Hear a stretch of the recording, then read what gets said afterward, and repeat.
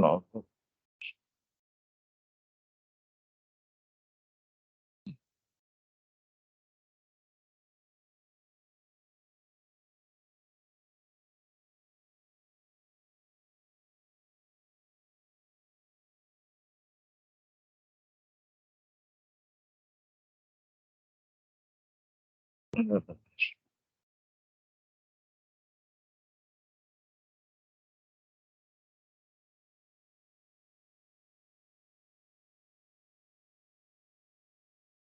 Kita mulai ya.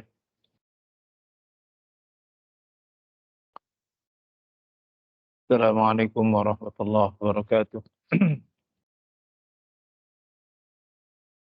Alhamdulillahirabbil alamin. Wal aqibatu lil muttaqin wa la udwana illa 'alal zalimin.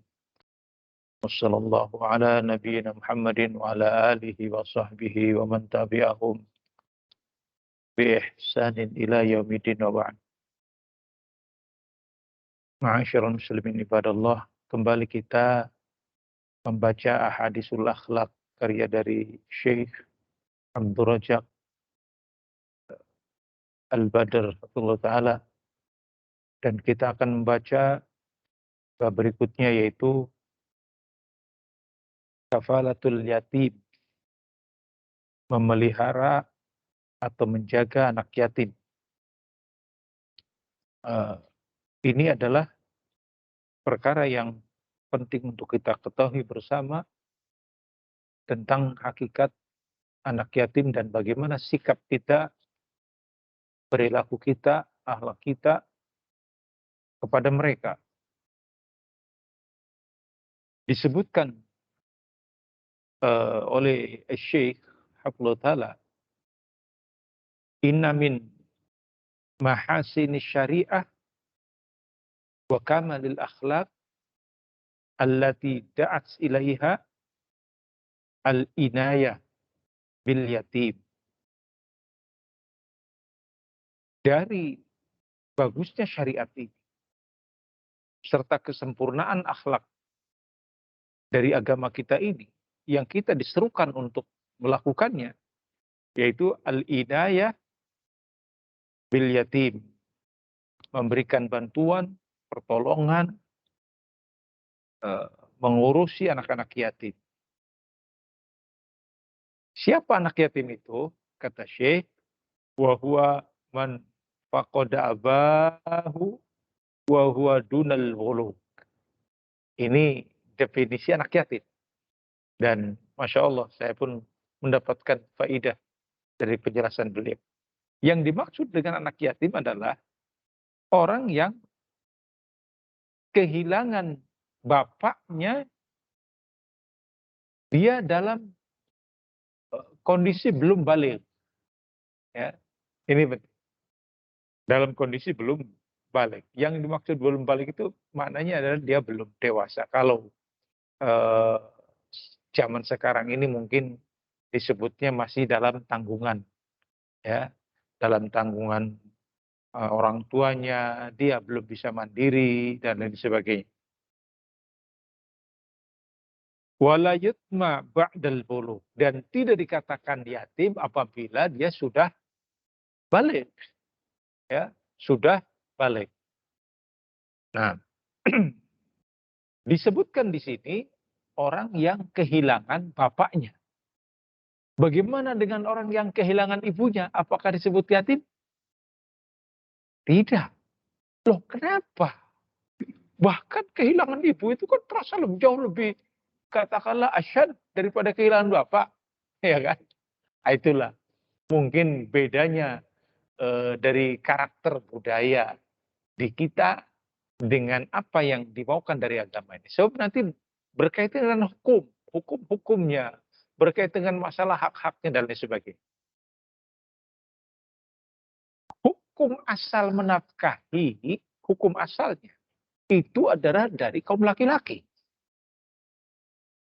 Laki-laki, hukum asal menafkahi. Sehingga seorang wanita tidak dituntut dalam sebuah keluarga, tidak dituntut ketika dia tidak menafkahi keluarganya. Tidak dituntut. Tapi yang dituntut adalah siapa? suaminya, laki-lakinya. Itulah perbedaannya. Ya. Sehingga ketika tonggak keluarga ini tidak ada, maka itulah dikatakan anaknya itu dalam keadaan yatim. Ya. Adapun kalau ternyata ibunya tidak ada, apakah dikatakannya tidak? Sebab apa? Tonggak untuk menafkahi itu ada, masih ada. Walaupun ibu itu tidak ada, mungkin dari ibu itu dari dalam hal katakan mengurusi dalam hal mempersiapkan apa yang menjadi kebutuhan. Adapun dalam secara keumuman menafkahi itu adalah haknya laki-laki. Demikian. Sehingga eh, dalam perkara ini adalah apa yang kita dapatin dari masa Rasulullah SAW.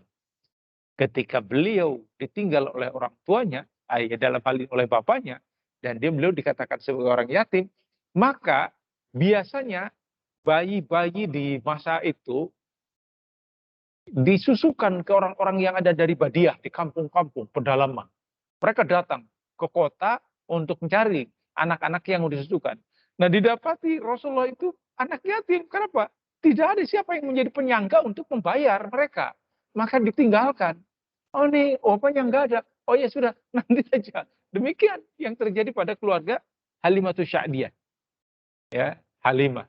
Maka terus sampai ternyata dia tidak mendapati anak yang memiliki orang tua. Apa tidak didapati anak yang bisa untuk dia bawa ke kampungnya kecuali Muhammad bin Abdullah, anak yatim. Apa kata dia? Sudahlah daripada kita pulang tidak memiliki apa-apa juga tidak dibawa, sudah dibawa saja. Tapi semuanya makruf saat itu. Kalau begitu apa dosa? Tidak dosa, memang demikian secara katakanlah budaya saat itu. Dan memang kemudian dikuatkan dalam Al-Quran bahwa yang dimaksud dengan anak yatim adalah orang anak yang kehilangan bapaknya. Ya, dan dia belum sampai pada masa akil balik. Tapi ketika sudah balik, sudah dewasa, maka tidak lagi dikatakan yatim. Ya, tidak lagi dikatakan yatim. Ini, saya anak yatim. Siapa ini?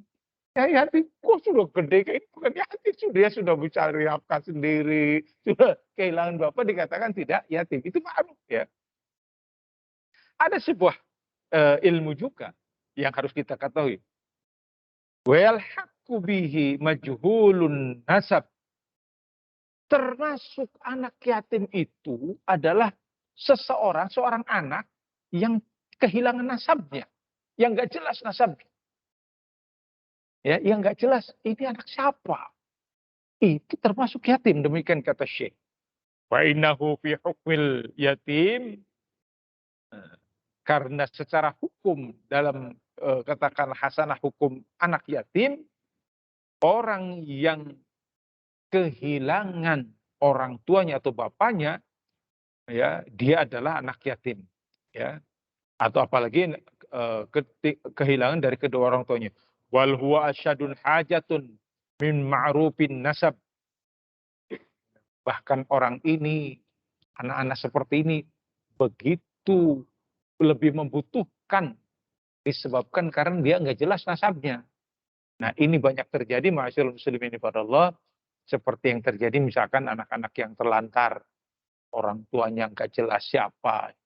Bahkan maaf, anak yang mungkin yang sering kita dapati ada di panti-panti yang mereka bahkan dibuang begitu saja oleh orang tuanya disebabkan karena malu dan lain sebagainya, nggak jelas siapa. Maka ini masuk kategori anak yatim. Sehingga demikian keadaannya. Ma'asyiral muslimin ibadah Allah, Al-Quran menyebutkan ya dalam banyak tempat. Bahkan kata Syekh Abdul Rajak, lebih dari 20 tempat disebutkan dalam Al-Quran tentang anak yatim. Ya, tentang anak yatim. Yang kita diperintahkan untuk berbuat baik kepada mereka. Seraya diperingatkan untuk jangan sampai kita berbuat zalim kepada mereka. Baik itu dalam perkara harta maupun di perkara yang lain. Yang pertama yang Allah sebutkan di dalam Al-Quran kepada Bani Israel. Bani Israel atau orang-orang terdahulu dari kalangan umat Islam juga syariat tentang yakni memelihara anak yatim, berbuat baik kepada yatim, sudah ada dari dulu. Sudah Allah sebutkan. Seperti yang terdapat dalam surat Al-Baqarah ayat ke 83. Tatkala Allah berfirman, wa idza akhadna mitsaqan bani Israila la ta'buduna illallah wa bil walidaini ihsana wa dzil qurba wal yatama wal masakin wa qulu lin-nasi husna, dan seterusnya. Dan ingatlah tatkala kami mengambil perjanjian pada Bani Israel. Apa perjanjiannya? La ta'buduna illallah. Tidaklah kalian beribadah melainkan hanya kepada Allah. Ini berita bertauhid. Ya, sebagaimana sudah beberapa kali kita sampaikan. Kemudian wabil walidaini ihsana, kepada kedua orang tua hendaknya mereka berbuat baik, wadzil qurba, kepada karib kerabat, wal yatama, dan kepada anak yatim. Ditekankan oleh Allah Subhanahu wa taala kepada umat terdahulu, ya, termasuk Bani Israel, agar mereka berbuat baik kepada siapa? Kepada, selain kepada kedua orang tua, juga kepada karib kerabat dan kepada anak-anak yatim. Juga Allah Subhanahu wa taala menyebutkan di dalam Al-Qur'an yang banyak kita hafal, ara'aitalladzi yukadzibu biddin fadzalikal ladzi yad'ul yatim. Tidakkah kalian melihat orang-orang yang pada dasarnya adalah para pendusta dalam agama ini? Kenapa? Disebabkan mereka berbuat jelek, atau katakanlah melakukan amal-amal yang jelek kepada anak-anak yatim, menghardik mereka, ya, berbuat dolim kepada mereka. Nah, disebutkan demikian. Juga Allah Subhanahu wa taala menyebutkan tentang anak yatim khusus kepada Nabi kita Muhammad SAW, agar beliau dan tentunya kita umatnya bersikap tentang anak yatim itu agar tidak melakukan amalan yang mungkar kepada mereka. Wa ammal yatima fala taqhar. Adapun kepada anak-anak yatim, maka kalian jangan menghinakannya. Jangan untuk katakanlah melakukan perkara yang berbuat dolim kepada mereka. Kata Ibnu Katsir, kama kunta yatiman, kama kunta yatiman, sebagaimana engkau anak yatim, wa awakallahu falatak haril yatim, maka Allah selamatkan engkau, kata Rasulullah, kata Allah Subhanahu wa taala. Oleh karena itu, jangan engkau hinakan anak-anak yatim itu.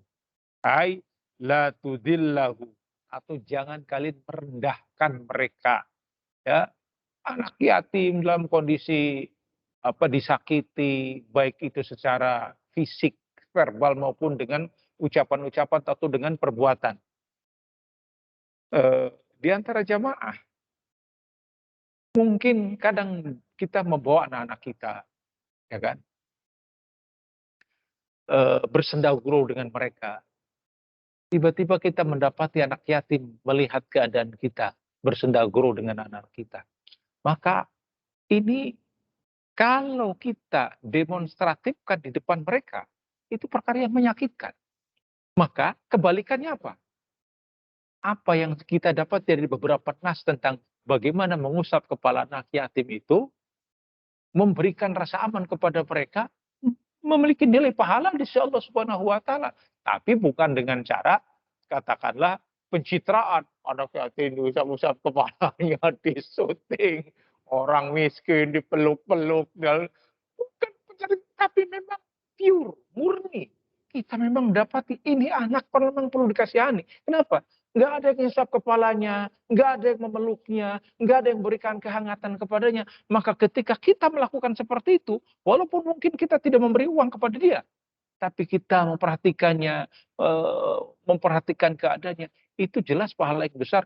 Lebih-lebih lagi membuat mereka, anak-anak yatim itu, dalam kondisi merasa senang dengan sikap kita. Penuhi apa yang menjadi kebutuhan. Ya. Dipersiapkan keadaan mereka. Sehingga intinya kan anak yatim itu, mereka yang mungkin khawatir masa depannya, kan begitu ya. Khawatir dengan masa depannya. Kenapa? Bisa jadi kalau urusan masa depan sekarang mereka nggak bisa sekolah, mereka nggak bisa mendapatkan apa yang sementara ini mereka apa orang-orang normal mendapatkannya. Seseorang ada yang menjaminnya, saya yang menjaminnya. Maka ini perkara yang besar. Maka lihat, kepada orang-orang yang seperti ini, Rasulullah SAW mengingatkan dan memberikan kedudukan yang bagus. Laqad kana sallallahu alaihi wasallam kadzalika fahuwa arhamun nas bil yatim. Maka sungguh kita dapati pada diri Rasulullah SAW, beliau adalah orang yang paling menyayangi anak-anak yatim. Bersikap lembut kepada mereka dan benar-benar memberikan pemuliaan, penghormatan, memuliakan mereka. Bukan dihormati secara, bukan maksudnya aja agar mereka punya kedudukan yang terhormat. Sebab biasanya anak-anak yatim itu, sudahlah, ini gak ada orang tuanya, nggak ini. Kan seperti itu, mungkin di masjid dihardik oleh kita. Dan ini justru direngkuh mereka itu. Itulah sifat Nabi kita Muhammad Sallallahu Alaihi Wasallam. Oleh karena itu, lihat apa yang dikatakan oleh Nabi. Ana wa kafilul yatim kahaitani. Demikian kata Rasul. Aku dan kafil. Siapa itu yang dimaksud kafil? Orang yang menjamin anak yatim. Jadi bukan kan dalam gambaran kita Rasul dan anak yatim itu seperti bukan, yang dimaksud itu adalah bukan dengan anak yatimnya, tapi siapa? Dengan para penjaminnya. Ini penting agar kita bersemangat, kita memelihara mereka, kita menyantuni mereka. Kita benar-benar bukan dalam rangka untuk pencitraan atau untuk dikenal sebagai orang-orang. Kita memang ini kita dituntun oleh agama, kita ingin sebuah kedudukan. Kedudukan itu bersama Rasulullah di surga. Seperti ini kata Rasul. Ana wa kafilul yatim. Aku kata Rasulullah dan mereka yang menjamin anak yatim, yang memelihara anak yatim, yang ngurusi anak yatim. Kahatain. Seperti ini, kata Rasulullah SAW. Hadis ini dijelaskan oleh Sahal bin Sa'id. Ana wa kafilul yatim fil jannati hakadha. Dalam riwayat yang lain. Aku, kata Rasulullah, dan yang ngurus anak yatim, yang memelihara anak yatim, fil jannati hakadha. Seperti di surga hakadha, seperti ini. Disebutkan, diisyaratkan bi asba'ihi as-sababati wal wusta. Rasul mengisyaratkannya jari telunjuk dengan jari tengah. Seperti ini. Kata para ulama, bukan yang ngurus anak yatim itu kedudukannya bersama Rasul, bukan. Karena Rasulullah SAW kedudukan di surga jelas yang paling tinggi. Tapi yang dimaksud adalah mereka para pengurus, pengelola yang benar-benar ikhlas kepada anak yatim itu, dia dalam keadaan di surga dan punya kedudukan yang mulia. Begitu. Sehingga ma'asyiral muslimin Allah, hendaknya kita ini punya semangat dalam bentuk akhlak yang mulia. Dari bentuk akhlak Islam adalah kita berbuat baik kepada anak yatim. Kalau kita bisa memeliharanya, pelihara. Anak yatim ada bersama kita, dididiknya, diarahkannya. Kalau tidak, maka kita berupaya menjadikan dari apa yang kita keluarkan dari harta kita adalah ada yakni space untuk anak yatim. Apakah dengan cara bulanannya, apakah dengan cara ya bukunya dari saya, tasnya dari saya, bayaran ininya dari saya. Nanti ini penting agar mereka merasa nyaman dan mereka punya harapan masa depan. Itu intinya. Kalau toh kita tidak mampu melakukannya, fala tanhar. Ya, jangan membentak mereka, jangan pula kemudian merendahkan mereka, membuat mereka sedih. Kita bercengkrama dengan keluarga kita, dengan anak-anak kita di hadapan mereka secara vulgar. Jangan seperti itu ya. Ya, jangan. Maka ketika melihat mereka rengkuh oleh kita, ayo bareng di sini. Tidak dibedakan antara anak kita dengan mereka. Sama. itu mereka adalah orang-orang yang Masya Allah menunjukkan akhlak yang mulia. Sebaliknya, kita sering mendengar ada orang-orang yang naudzubillah memanfaatkan mereka untuk kepentingan pribadi, untuk mendapatkan duniawi dengan cara menjual anak yatim, penderitaan anak yatim, demikian dan demikian. Maka kepada orang-orang seperti ini, semoga Allah tidak memperbanyak keadaan mereka. Dan semoga Allah memberikan balasan apa yang menjadi hak dari anak-anak yatim seharusnya mendapatkan kemuliaan, justru diambil alih dengan cara-cara yang dolim dari mereka. Maka inilah perkara yang sangat membahayakan buat mereka. Sehingga ma'asyiral muslimin ibadallah, berbuat baiklah kepada anak-anak yatim sebagai bentuk dari amalia akhlak kita. Dan janganlah sekali-kali kita berupaya untuk mengambil hak-hak anak yatim, apalagi kemudian kita memanfaatkan penderitaan mereka. Dan sebagaimana yang sering kita dengar dan kita baca, juga kita perhatikan banyak anak-anak yatim yang dimanfaatkan dan juga dengan cara-cara yang zalim, karena mereka tidak memiliki lagi pembela, tidak memiliki katakanlah pengayom untuk kehidupan mereka. Oleh karena itulah, dia bentuk kasih sayang kita kepada sesama kaum muslimin, khususnya kepada anak yatim, lebih-lebih lagi itu adalah masih sanak kerabat kita, masih saudara kita, apakah ponakan kita, maka jangan sekali-kali kita melakukan hal yang seperti itu. Ya. Maka kajian ini saya berharap akan memberikan inspirasi untuk diri saya dan juga untuk teman-teman di sini punya semangat, sebab mereka-mereka yang mengurusi keadaan mereka, sudah tadi kita bacakan jaminannya dari Nabi bahwa aku dan yang mengurusi anak yatim itu hakada, seperti demikian, dengan mengisyaratkan jari tengah dan jari telunjuknya, yakni bersama Rasulullah SAW di surga, artinya dekat dengan Nabi kita dalam surga. Semoga menjadi dorongan dan inspirasi kita untuk kita semuanya, dan tentunya yang kita inginkan adalah surga Allah Subhanahu wa taala melalui sikap yang baik kepada anak-anak yatim yang kita ketahui dan kita kenal. Demikian, mudah-mudahan ada manfaat dan faedahnya. Wassallallahu ala nabiyina Muhammadin wa ala alihi wa sahbihi wasallam tasliman katsira wa akhiru da'wana lillahi rabbil alamin. Wassalamualaikum warahmatullahi wabarakatuh. Banyak kan? Ya.